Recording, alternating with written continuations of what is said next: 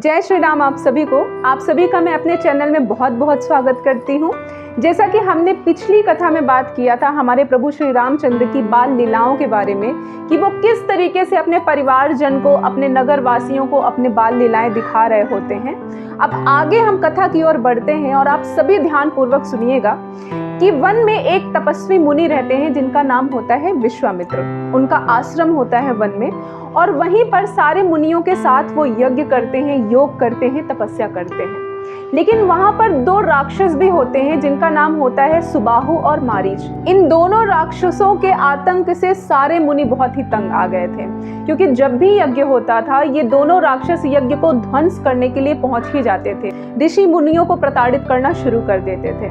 ऐसे में सारे ऋषि मुनि बहुत ज्यादा परेशान हो चुके थे। एक बार क्या होता है कि सारे मुनि एक बैठक बिठाते हैं और ये सोचते हैं कि किस तरीके से हम इस विपत्ति से बाहर निकलें। तो विश्वामित्र जी के मन में ये ख्याल आता है कि इन दोनों राक्षसों को सिर्फ भगवान ही मार सकते हैं, इनका अंत श्री हरि विष्णु के हाथों ही हो सकता है। तब वो सोचते हैं कि आखिर भगवान ने तो जन्म ले लिया है अयोध्या में, तो क्यों ना हम उनके पास ये प्रस्ताव लेकर जाएं और उनको हम अपने साथ लेकर आएं। और विश्वामित्र जी मन में ये सोचते हैं कि इसी बहाने भगवान के चरणों के दर्शन भी हो जाएंगे और इन राक्षसों का अंत भी हो जाएगा। अब मुनिवर अयोध्या की तरफ प्रस्थान करते हैं। सरयू नदी के किनारे वो स्नान करते हैं और वो आगे बढ़ते हैं। जब राजा दशरथ जी को इस बारे में खबर मिलती है कि मुनिवर आ रहे हैं तो वो बहुत ज्यादा प्रसन्न होते हैं और उनका बहुत ही आदर सम्मान के साथ उनका स्वागत किया जाता है, उनको आसन में बिठाया जाता है और उनके चरण पखारे जाते हैं, उनका पूजा सत्कार किया जाता है। आदर सत्कार करने के बाद राजा दशरथ जी अपने चारों पुत्र को श्री विश्वामित्र जी के समक्ष लेकर आते हैं, उनसे मिलवाते हैं। लेकिन जब विश्वामित्र जी प्रभु श्री रामचंद्र जी को देखते हैं तो उनके आंखों में अश्रु भर आते हैं, उनका मन बिल्कुल प्रफुल्लित हो उठता है। अब आप जरा सोचिए, जो भगवान के दर्शन अपने सम्मुख कर रहा हो, जिनके चरणों के दर्शन अपने सम्मुख कर रहा हो, उसके मन में कितने प्रकार के आनंद आए होंगे, वो किस प्रकार से प्रसन्न हुआ होगा। और वो मन ही मन ये सोच रहे थे कि धन्य है प्रभु, आपने मेरा जन्म सफल कर दिया अपने दर्शन देकर। अब राजा दशरथ जी थोड़ी देर बाद मुनिवर से ये प्रश्न करते हैं कि हे मुनिवर, मैं ये जानना चाहता हूँ कि आपके आगमन का कारण क्या है। तब विश्वामित्र जी बोलते हैं कि हे राजन, हम सभी ऋषि मुनि राक्षसों से बहुत ज्यादा परेशान हैं और उनका अंत होना बहुत जरूरी है।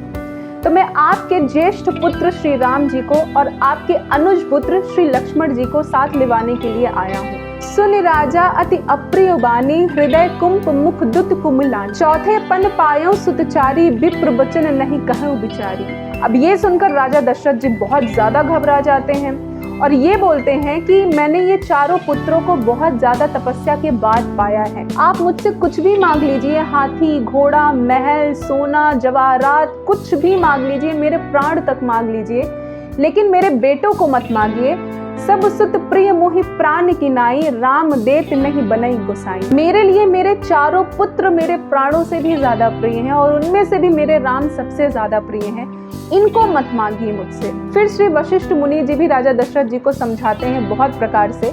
विश्वामित्र जी भी बहुत प्रकार से राजा दशरथ को समझाते हैं कि उन राक्षसों का वध, उन राक्षसों का अंत आपके पुत्रों के हाथों ही होना है, इसीलिए इनका हमारे साथ चलना बहुत ज्यादा आवश्यक है। ऐसे समझाते हुए राजा दशरथ जी इस बात को समझते हैं और फिर अपने पुत्रों को अपने पास बुलाते हैं और उन्हें भिन्न भिन्न प्रकार से शिक्षा प्रदान करते हैं और बोलते हैं कि आप दोनों एक अच्छे शिष्य की तरह अपने गुरु की सेवा करना। और ऐसा कहकर अपने दोनों पुत्र को विदा कर देते हैं। अब प्रभु श्री राम और लक्ष्मण जी अपने माता से भी मिलकर श्री विश्वामित्र जी के साथ आगे निकल पड़ते हैं। आगे निकलते हुए रास्ते में ताड़का नाम की राक्षसी मिलती है और वो जैसे ही प्रभु श्री राम जी को देखती है उनके ऊपर प्रहार करने के लिए आगे भाग उठती है और प्रभु श्री राम जी ने एक बाण से ताड़का नाम की राक्षसी का वध कर दिया। अब जिसका वध स्वयं श्री हरि के हाथों होगा, स्वयं प्रभु श्री रामचंद्र जी के हाथों होगा, वो तो बैकुंठ जाएगा ही जाएगा। उसी प्रकार से ताड़का भी मृत्यु के बाद बैकुंठ धाम चली गई। अब राक्षसी का वध होने के बाद मुनिवर और दोनों शिष्य आश्रम की तरफ बढ़ते हैं। अब जैसे ही प्रभु श्री रामचंद्र जी वहां जाते हैं, सारे मुनि उनका स्वागत सत्कार करते हैं और प्रभुवर बोलते हैं कि आप कल ही यज्ञ शुरू करिए, हम यज्ञ की रक्षा करेंगे। यज्ञ की तैयारियां शुरू हो जाती हैं और सुबह होते ही यज्ञ प्रारंभ हो जाता है। अब जब यज्ञ प्रारंभ होता है तो एक साइड भगवान श्री राम जी धनुष बाण लेकर खड़े हुए हैं और एक साइड श्री लक्ष्मण जी धनुष बाण लेकर खड़े हुए हैं और पूरे यज्ञ की रक्षा कर रहे हैं। जैसे ही यज्ञ का मंत्रोच्चारण उन दोनों राक्षसों के कर्ण तक पहुंचता है, वो दोनों ही भाग कर आते हैं वहां पर। मारीच और सुबाहु कई सारे राक्षसों का गढ़ लेकर आते हैं यज्ञ को विध्वंस करने के लिए।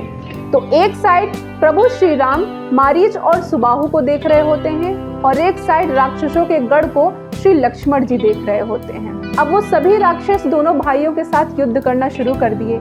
युद्ध होता गया। एक वक्त ऐसा आया कि प्रभु श्री रामचंद्र जी अपने धनुष में बाण के साथ प्रत्यंचा खींचते हैं और अपने बाण को सीधा सुबाहु और मारीच के हृदय पर छोड़ते हैं, जिससे वो दोनों भाई समुद्र के पार होकर गिरते हैं और दूसरी तरफ लक्ष्मण जी सारे राक्षसों का अंत कर देते हैं। इस प्रकार से प्रभु श्री रामचंद्र जी के हाथों से सुबाहु और मारीच का भी अंत हो जाता है और ताड़का राक्षसिन का भी अंत हो जाता है। तो मैं आशा करती हूँ कि आज का वीडियो आप सभी को पसंद आया होगा। अब हम मिलेंगे अपने आने वाली कथा में। तो आज के लिए जय श्री राम।